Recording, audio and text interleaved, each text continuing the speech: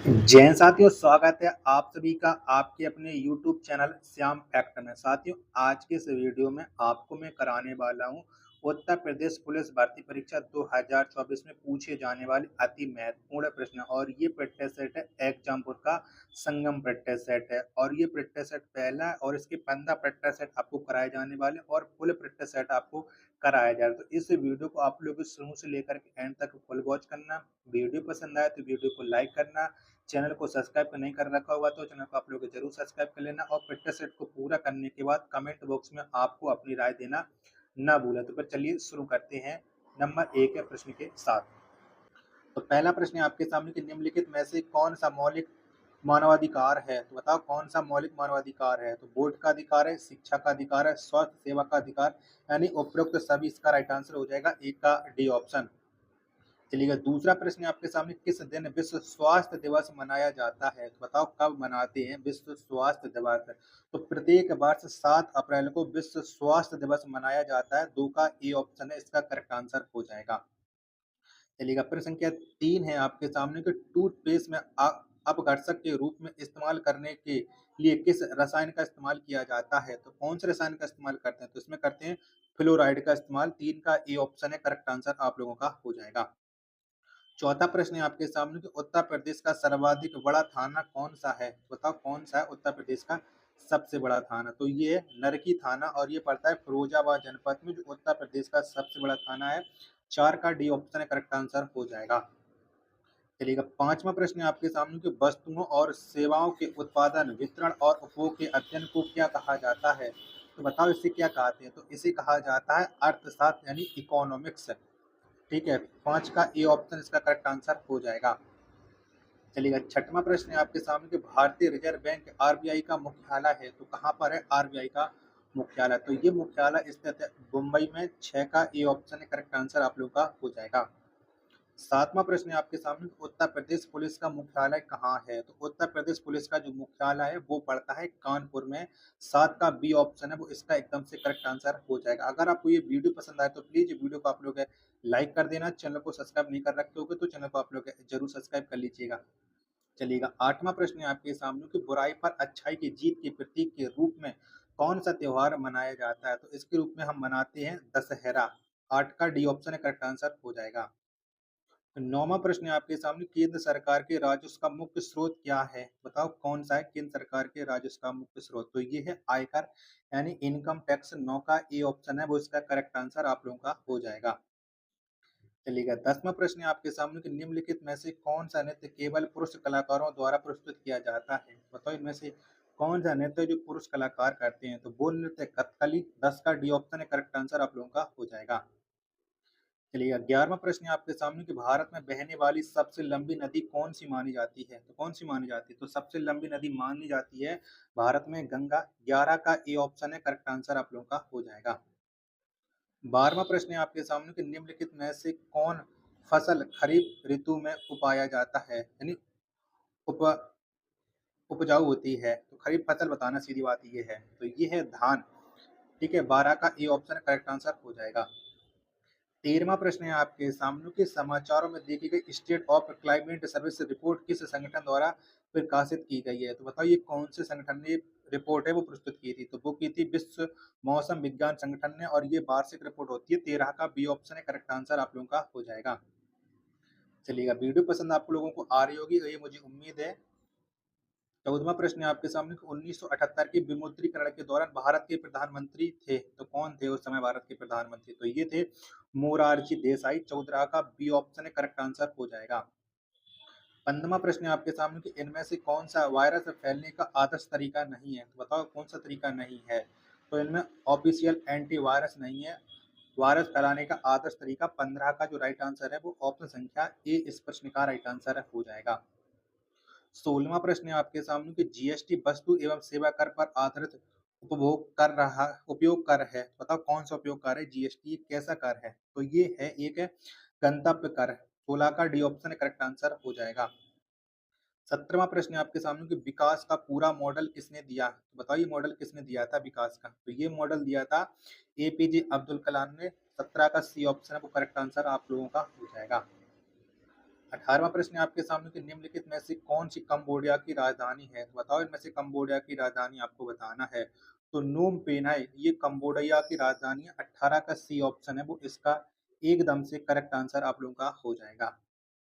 19वां प्रश्न है आपके सामने कि विश्व मौसम विज्ञान दिवस कब किस दिन मनाया जाता है? तो बताओ कब मनाते हैं विश्व मौसम विज्ञान दिवस? तो प्रत्येक वर्ष 23 मार्च को मनाया जाता है।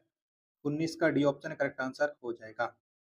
20वां प्रश्न है आपके सामने कि ए सुटेबल बॉय उपन्यास के लेखक कौन है? तो बताओ इस उपन्यास को किसने लिखा है? ए सुटेबल बॉय उपन्यास को। तो इस उपन्यास को लिखा है वो लिखा है विक्रम सेठ ने। 20 का डी ऑप्शन है करेक्ट आंसर आप लोगों का हो जाएगा। 21वां प्रश्न है आपके सामने कि भारत पहली बार विश्व कप क्रिकेट का चैंपियन किस वर्ष बना था? बताओ कब बना था? तो भारत 1983 में विश्व कप क्रिकेट का पहली बार चैंपियन बना था। 21 का सी ऑप्शन है करेक्ट आंसर आप लोगों का हो जाएगा। 22वां प्रश्न है आपके सामने कि बिलियंस के छोटे पेंगुइन के अवशिष्ट किस देश में खोजे गए? तो ये खोजे गए न्यूजीलैंड में। 22 का सी ऑप्शन है इसका करेक्ट आंसर हो जाएगा। चलिएगा अगला प्रश्न आ जाता है। प्रश्न संख्या आपके सामने 23 कितनी है? 23 है कि भारतीय स्टेट बैंक को पहले इस नाम से जाना जाता था। बताओ भारतीय स्टेट बैंक यानी एसबीआई का पुराना नाम है। तो इसका पुराना नाम है इंपीरियल बैंक ऑफ इंडिया। 23 का ये ऑप्शन है करेक्ट आंसर हो जाएगा। 24वां प्रश्न है आपके सामने कि भारतीय तट रक्षक बल के 25वें महानिदेशक के रूप में किसे नामित किया गया? तो किसे नामित किया गया? तो ये नामित किया गया डीजी राकेश पाल को भारतीय तट रक्षक बल के 25वें महानिदेशक के रूप में। 24 का बी ऑप्शन है करेक्ट आंसर हो जाएगा। चलिए 25वां प्रश्न है आपके सामने कि सोशल नेटवर्किंग साइट का प्रयोग करने की सीमा क्या है? तो बताओ क्या है? तो सोशल नेटवर्क साइट का प्रयोग करने की जो सीमा है वो है यह किसी भी प्रकार से उपयोगकर्ता के लिए खतरा पैदा कर सकती है। यानी 25 का बी ऑप्शन है करेक्ट आंसर आप लोगों का हो जाएगा। 26वां प्रश्न है आपके सामने कि भारत की प्रथम हवाई जहाज पोस्ट सेवा किन दो शहरों के मध्य प्रारंभ की गई थी? तो बताओ किन किन के मध्य चली थी? तो ये चली थी इलाहाबाद से नैनी। 26 का ए ऑप्शन है वो करेक्ट आंसर हो जाएगा।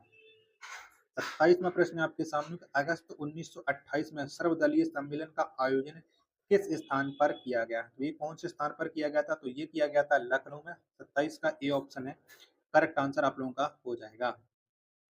28वां प्रश्न है आपके सामने कि अजंता की गुफाओं को विश्व विरासत यूनेस्को स्थल द्वारा किस वर्ष घोषित किया गया? तो ये विश्व विरासत स्थल यानी यूनेस्को में कब गई थी अजंता की गुफाएं? तो ये गई थी 1983 में। 28 का ए ऑप्शन है करेक्ट आंसर हो जाएगा। 29वां प्रश्न है आपके सामने उत्तर प्रदेश के किस जिले में अनुसूचित जनजाति की जनसंख्या सर्वाधिक है यानी एसटी जनजाति है?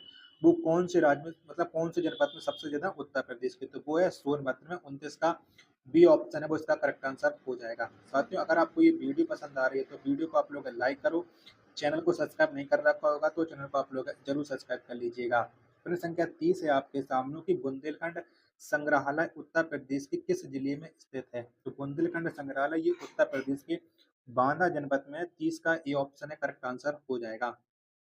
31वां प्रश्न है आपके सामने कि हाल ही में उत्तर प्रदेश के किस जिले में एक बायो प्लास्टिक पार्क स्थापित किया जाएगा? तो बताओ कहाँ पर स्थापित किया जाएगा बायो प्लास्टिक पार्क? तो ये स्थापित किया जाएगा लखीमपुर खीरी में। 31 का डी ऑप्शन है करेक्ट आंसर हो जाएगा।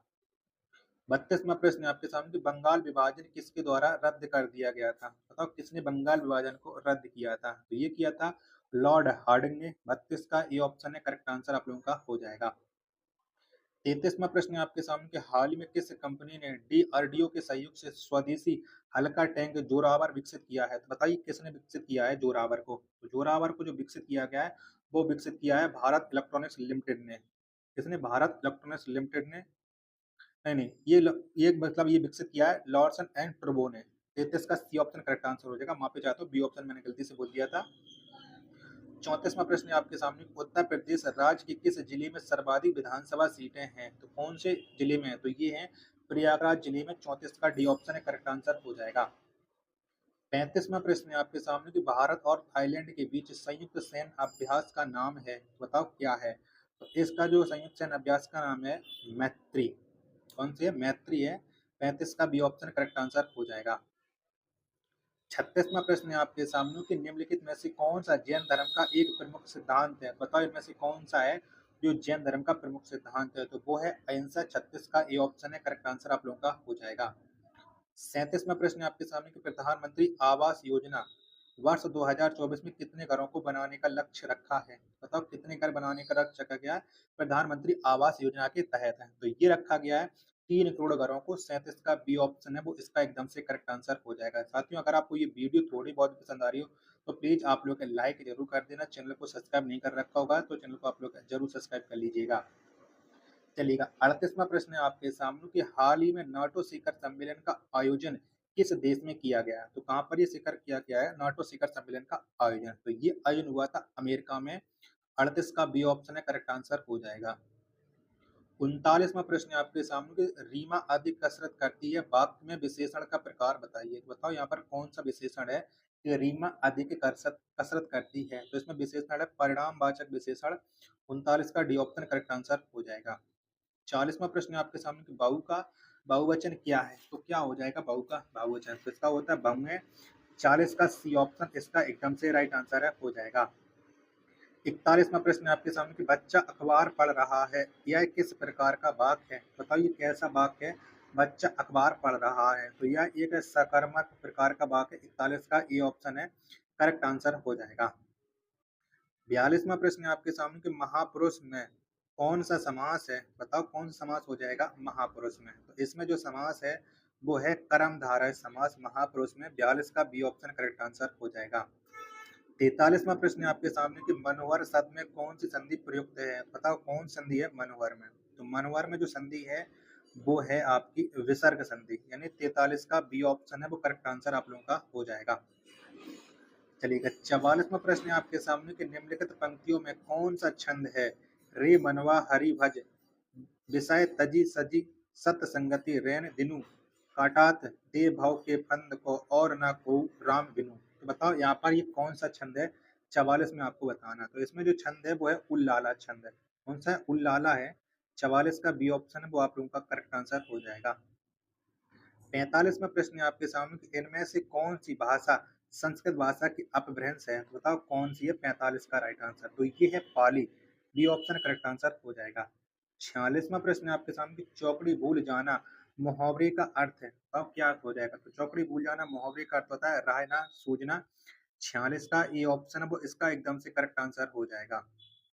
47वां प्रश्न है आपके सामने कि जंगम का विलोम शब्द है, तो बताओ कौन सा हो जाएगा जंगम? इसका विलोम शब्द होता है दुर्गम। 47 का बी ऑप्शन करेक्ट आंसर हो जाएगा। 48वां प्रश्न है आपके सामने कि वर्तनी की दृष्टि से अशुद्ध शब्द का चयन करें। बताओ अशुद्ध बताना है, तो यहाँ पर जो परमार्थ लिखा है ये बिल्कुल अशुद्ध वर्तनी है। 48 का ए ऑप्शन करेक्ट आंसर हो जाएगा। 49वां प्रश्न है आपके सामने कि निम्नलिखित चिन्हों में से पूर्ण विराम को पहचाने। तो बताओ पूर्ण विराम का चिन्ह कौन सा हो जाएगा? तो ये हो जाएगा ऑप्शन क्या ए वाला। 49 का ए ऑप्शन है वो आप लोगों का एकदम से करेक्ट आंसर हो जाएगा। 50वां प्रश्न है आपके सामने कि ए और आई का उच्चारण स्थान है, तो बताओ कौन सा है? ए आई का जो उच्चारण स्थान है वो होता है कंठोष्ठ। 46 का बी ऑप्शन है वो एकदम इसका राइट आंसर हो जाएगा। 51वां प्रश्न है आपके सामने कि परिश्रम करके सफलता प्राप्त करो, वाक्य में प्रकार पहचानिए। बताओ ये कैसा वाक्य है? परिश्रम करके सफलता प्राप्त करो, तो यह एक सरल वाक्य है। 51 का ए ऑप्शन है करेक्ट आंसर हो जाएगा। 52वां प्रश्न है आपके सामने कि जिनका संबंध अध्यात्म से है के लिए एक शब्द होगा। बताओ इसके लिए एक शब्द क्या हो जाएगा? तो जिसका संबंध अध्यात्म से उसके लिए एक शब्द होता है आध्यात्मिक। 52 का ए ऑप्शन है वो आप लोगों का एकदम से करेक्ट आंसर हो जाएगा। वीडियो पसंद आ रही है तो प्लीज वीडियो को आप लोग लाइक करो। चैनल को सब्सक्राइब नहीं कर रखा तो चैनल को आप लोग जरूर सब्सक्राइब कर लीजिएगा। 53वां प्रश्न है आपके सामने कि शादी किस भाषा का शब्द है? बताइए कौन सी भाषा का शब्द है शादी? तो ये है अरबी भाषा का है। 53 का बी ऑप्शन है करेक्ट आंसर हो जाएगा। 54वां प्रश्न है आपके सामने कि वह बहुत अच्छा लड़का है, मैं वह कौन सा सरनाम है? तो बताओ इसमें कौन सा सरनाम है? तो वह बहुत अच्छा लड़का है, इसमें जो सरनाम है वो है निश्चयवाचक सर्वनाम। 54 का ए ऑप्शन है वो आप लोगों का एकदम से करेक्ट आंसर हो जाएगा। 55वां प्रश्न है आपके सामने कि सागर सा गंभीर हृदय हो, गिरि सा ऊंचा हो जिसका मन, उपयुक्त पंक्ति में कौन सा अलंकार है? तो बताओ 55 में कौन सा अलंकार हो जाएगा? तो यहाँ पर जो अलंकार है वो उपमा अलंकार है। बी ऑप्शन करेक्ट आंसर हो जाएगा 55 का। 56वां प्रश्न है आपके सामने कि हमें सूर्य नमस्कार करना चाहिए, रेखांकित शब्द का पर्यायवाची शब्द बताइएगा। बताओ इसका पर्यायवाची शब्द क्या हो जाएगा? कि हमें सूर्य नमस्कार करना चाहिए, यानी सूर्य का पर्यायवाची आपको बताना है। तो इसका पर्यायवाची हो जाएगा दिनकर। 56 का ए ऑप्शन करेक्ट आंसर हो जाएगा। 57वां प्रश्न है आपके सामने कि सघोष वर्ण कौन सा है? तो बताओ इनमें से सघोष वर्ण। तो ये जो है सघोष वर्ण है बावकड़ी। 57 का सी ऑप्शन करेक्ट आंसर हो जाएगा। 58वां प्रश्न है आपके सामने कि दिए गए विकल्पों में से तद्भव शब्द का चयन कीजिए। बताओ इनमें तद्भव क्या हो जाएगा? 58 में आपको देना है। तो मुँह यह तद्भव शब्द हो जाएगा 58 का डी ऑप्शन इसका एकदम से राइट आंसर हो जाएगा। 59वां प्रश्न आपके सामने कि राज्यपाल में कौन सी संज्ञा है? मतलब कौन संज्ञा का प्रयोग है वो राज्यपाल में हुआ है? तो यहाँ पर जो संज्ञा है वो है जातिवाचक। 59 का बी ऑप्शन करेक्ट आंसर हो जाएगा। 60वां प्रश्न है आपके सामने कि मानव मात्र को गीता के महात्म्य से परिचित होना अनिवार्य है। तो रेखांक शब्द का को शुद्ध करें। तो इसका शुद्ध रूप क्या हो जाएगा? महात्म्य का। इसका शुद्ध रूप होता है महात्म्य। बी ऑप्शन करेक्ट आंसर हो जाएगा 60 का। 61वां प्रश्न है आपके सामने कि निम्नलिखित में से कौन सा शब्द स्त्रीलिंग है? बताओ स्त्रीलिंग कौन सा हो जाएगा? तो ऋतु या एक स्त्रीलिंग शब्द है। 61 का ए ऑप्शन करेक्ट आंसर हो जाएगा। 62वां प्रश्न है आपके सामने कि अवधि अवधि शब्द युग्म का सही अर्थ है। तो इसका सही अर्थ क्या हो जाएगा? 62 का राइट आंसर। तो इसका हो जाएगा काल और अवधि की भाषा। 62 का ए ऑप्शन करेक्ट आंसर हो जाएगा। 63वां प्रश्न है आपके सामने कि पीहू ने किताब पढ़ी। इस वाक्य में कौन सा कारक है? मतलब कौन सा कारक है? तो पीहू ने किताब पढ़ी इसमें कारक है कर्ता कारक। 63 का डी ऑप्शन है करेक्ट आंसर हो जाएगा। 64वां प्रश्न है आपके सामने कि मंदिर में जाने के बाद मन को शांति मिली है। दिए गए वाक्य का काल पहचानिए। तो इसमें कौन से काल का प्रयोग हुआ है? तो ये है पूर्ण वर्तमान काल। तो 64 का सी ऑप्शन है करेक्ट आंसर आप लोगों का हो जाएगा।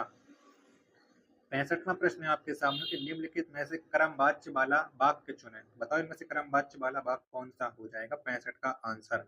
तो बिल्ली के हाथों चूहा मारा गया, ये क्रम वाला वाक्य हो जाएगा। 65 का सी ऑप्शन इसका एकदम से राइट आंसर है हो जाएगा।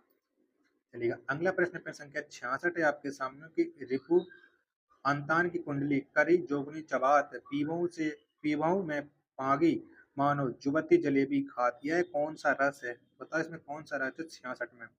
तो यहाँ पर जो रस है वो है विभक्त रस। 66 का डी ऑप्शन है करेक्ट आंसर हो जाएगा। 67वां प्रश्न है आपके सामने कि सम उपसर्ग का माँ किस शब्द में सुनाई पड़ता है? तो बताइए कौन शब्द में सुनाई पड़ता है? 67 का आंसर। तो ये संभावना में पड़ता है। 67 का सी ऑप्शन इसका एकदम से करेक्ट आंसर हो जाएगा। 68वां प्रश्न है आपके सामने कि सूरज पढ़ा लिखा और अधिकारी बना का सरल वाक्य है। तो बताओ इसका सरल वाक्य क्या बन जाएगा? 68 का। तो इसका सरल वाक्य बन जाएगा सूरज पढ़ लिखकर अधिकारी बना। 68 का सी ऑप्शन इसका एकदम से राइट आंसर हो जाएगा। 69वां प्रश्न है आपके सामने कि मेरी तेरी उसकी बात उपन्यास के रचनाकार कौन है? तो इसके उपन्यास की जो रचनाकार है वो है यशपाल। 69 का डी ऑप्शन है करेक्ट आंसर हो जाएगा। 70वां प्रश्न है आपके सामने ग्राम किस रचनाकार की प्रथम रचना है? तो बताइए किसकी रचना है? तो ये रचना है जयशंकर प्रसाद की। 70 का डी ऑप्शन राइट आंसर है हो जाएगा।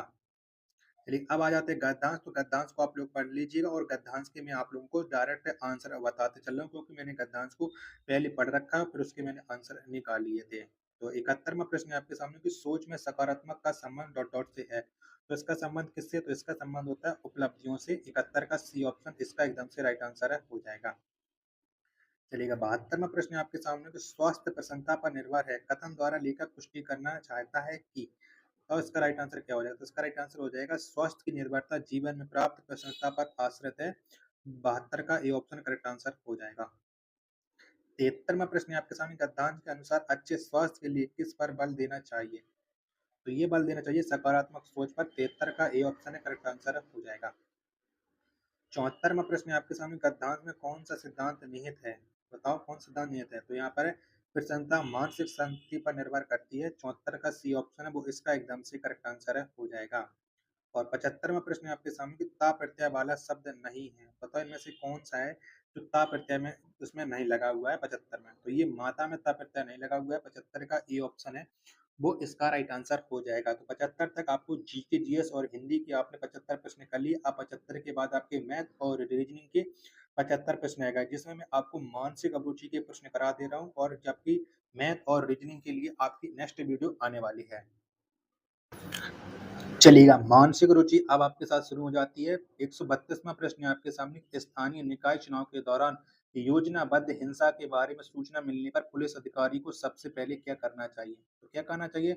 आपको ये बताना 132 का राइट आंसर। तो सबसे पहले पुलिस अधिकारी को करना चाहिए संवेदनशील क्षेत्रों में सहायक पुलिस बल तैनात करें। यानी 32 का राइट आंसर हो जाएगा ऑप्शन क्या? बी 132 का।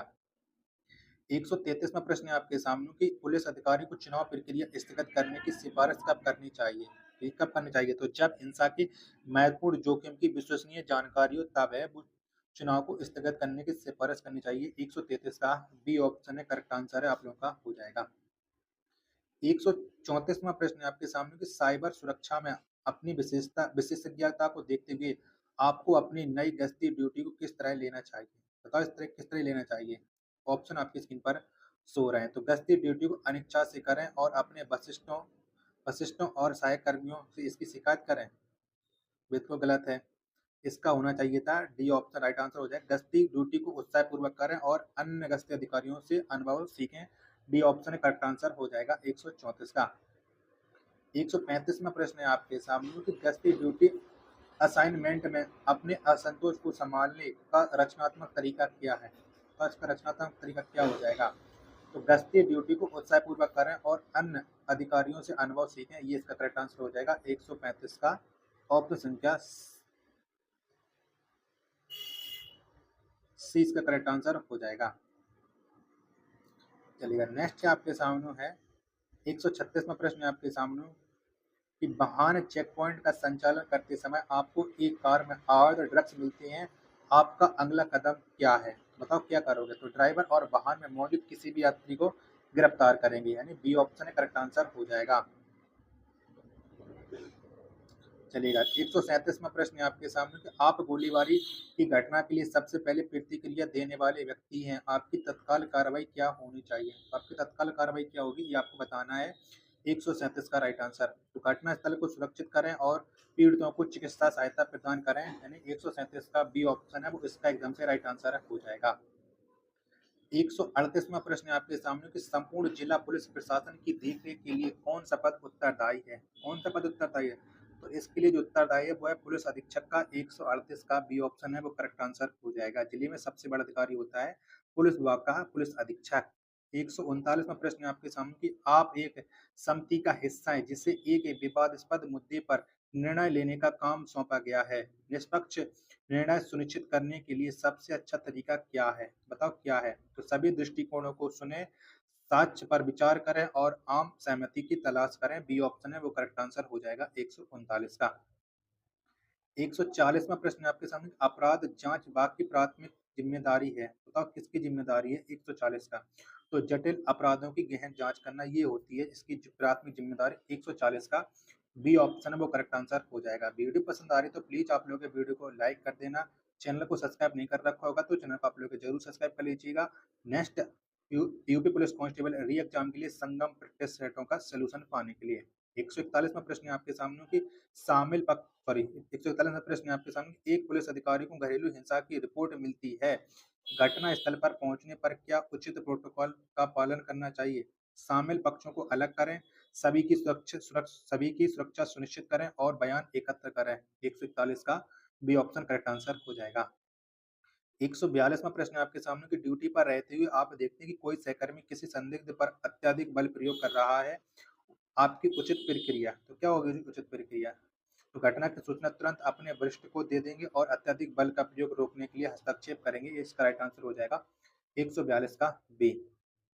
143वां प्रश्न है आपके सामने कि आप पाते हैं कि एक मित्र जिस पर आपको एक लंबे समय से विश्वास था, एक आत्म केंद्रित व्यक्ति है तथा उसके अंदर दूसरों के लिए कोई सम्मान नहीं है।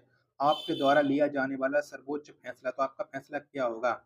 बताओ इसके राइट आंसर क्या हो जाएगा? ऑप्शन आपकी स्क्रीन पर है, शो हो रहे हैं।